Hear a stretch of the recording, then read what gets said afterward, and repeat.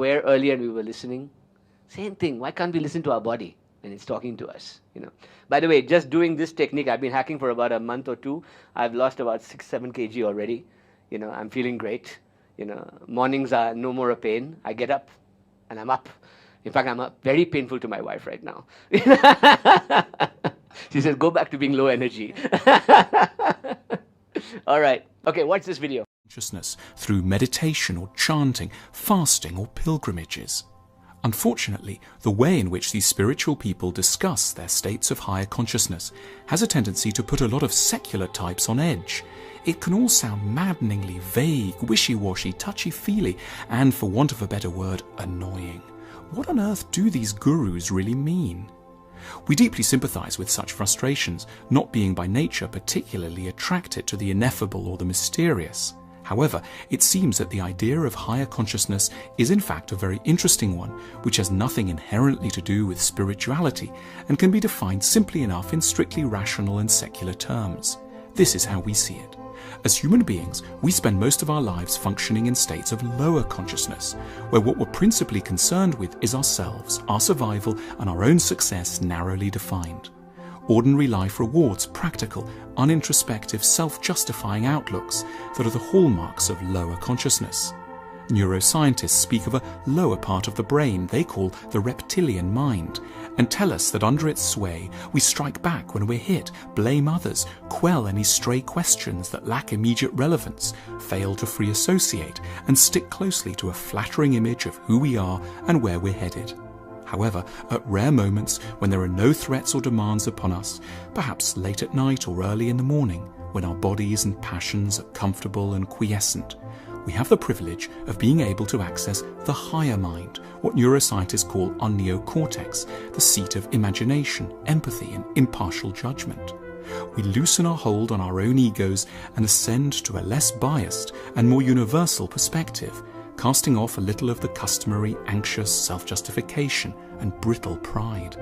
In such states, the mind moves beyond its particular self-interests and cravings. We start to think of other people in a more imaginative way.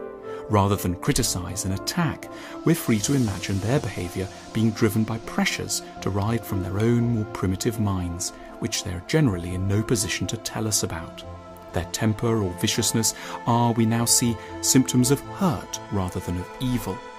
It's an astonishing gradual evolution to develop the ability to explain others' actions by their distress rather than simply in terms of how it affects us.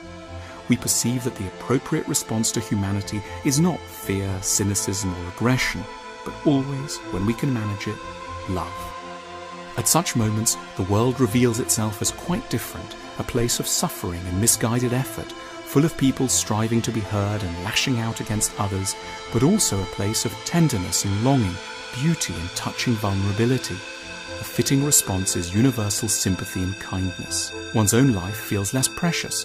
One can contemplate being no longer present with tranquility. One's interests are put aside, and one may imaginatively fuse with transient or natural things, trees, the wind, a moth, clouds, or waves breaking on the shore.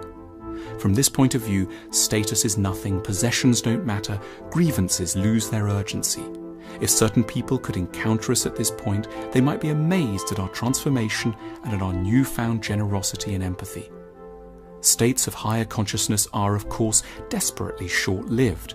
We shouldn't in any case aspire to make them permanent, because they don't sit so well with the many important practical tasks we all need to attend to. But we should make the most of them when they do arise, and harvest their insights for when we require them most. Higher consciousness is a huge triumph over the primitive mind, which cannot envisage any such possibilities. Ideally, we'd be a little more alive to the advantages of this higher mind and strive to make our oceanic experiences somewhat less random and less clothed in unnecessary mystery. Be a little more alive to the advantages of this higher mind and strive to make our oceanic experiences somewhat less random and less clothed in unnecessary mystery. Whenever you go to a spiritual teaching or a practice, we always hear the word higher consciousness, right? Higher self.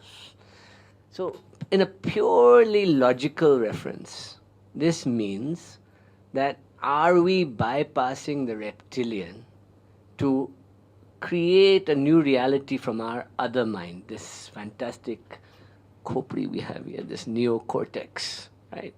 Are we able to create a new reality? Are we able to see the world differently? Can we be better, kinder, nicer? That's what they're saying, right? Everybody follow that? Yes? So, we don't need religion or spirituality to answer that question. The answer is obviously yes. We want to be better.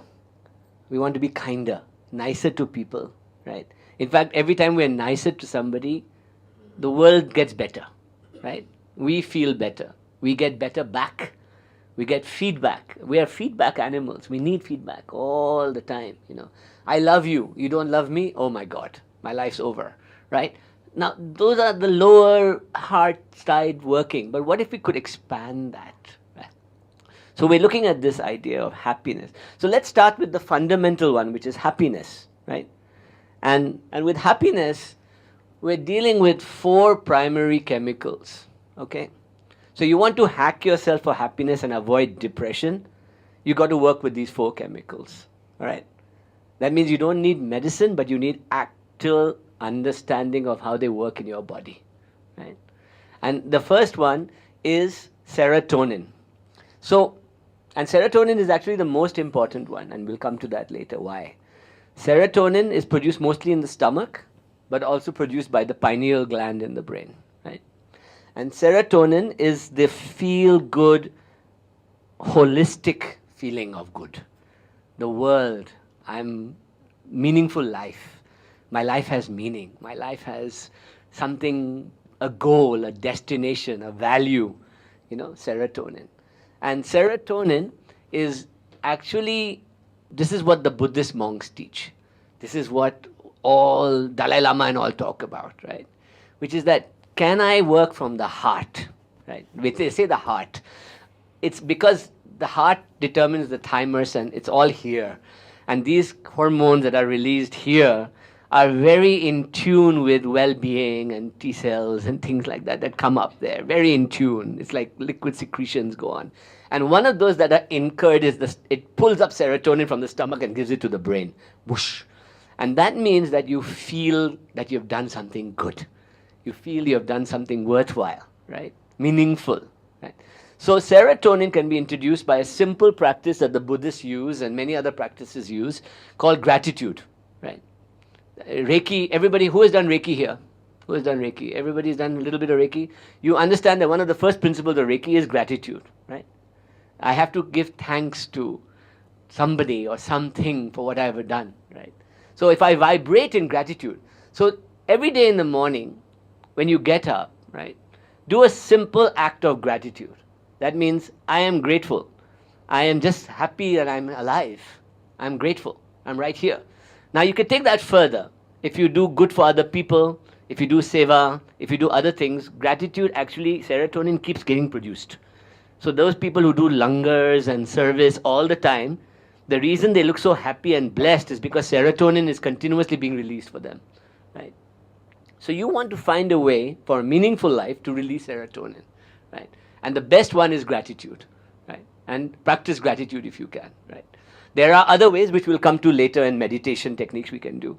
The second one is oxytocin, which is the love chemical, which is basically orgasm. When I have orgasm, that mental feeling. When I have a baby in my hand or a baby comes out of a mother, that feeling of love, unconditional love, that when you hug everybody. So I know you're all strangers here, but I would say get up and hug each other. Then you release oxytocin, right? It is very true, And if you hug people, if you hold people, you hold their hands, chemical reaction occurs, right? Oxytocin is that chemical that makes you feel wonderful.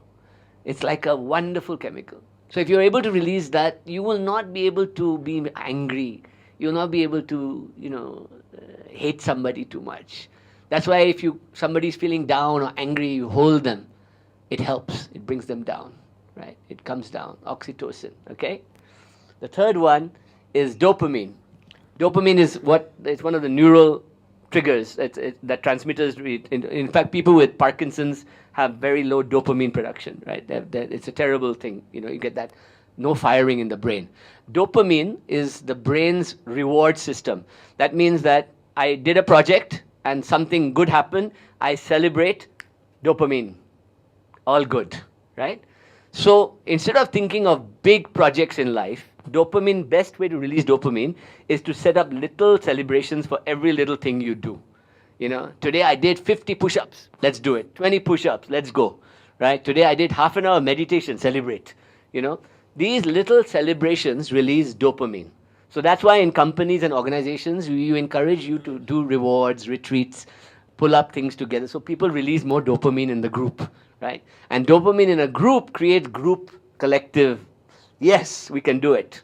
The negative side is that armies go and fight wars, but we don't want that. We want everybody to feel good. Dopamine, right? And the last one is endorphins. The moment you're in pain or stress or fear, the body releases endorphins, right? And endorphins are like morphine. They're a painkiller. They stop you from feeling bad. It's a thing. And what endorphins do is that they let you come back to negativity. That this pain is nothing.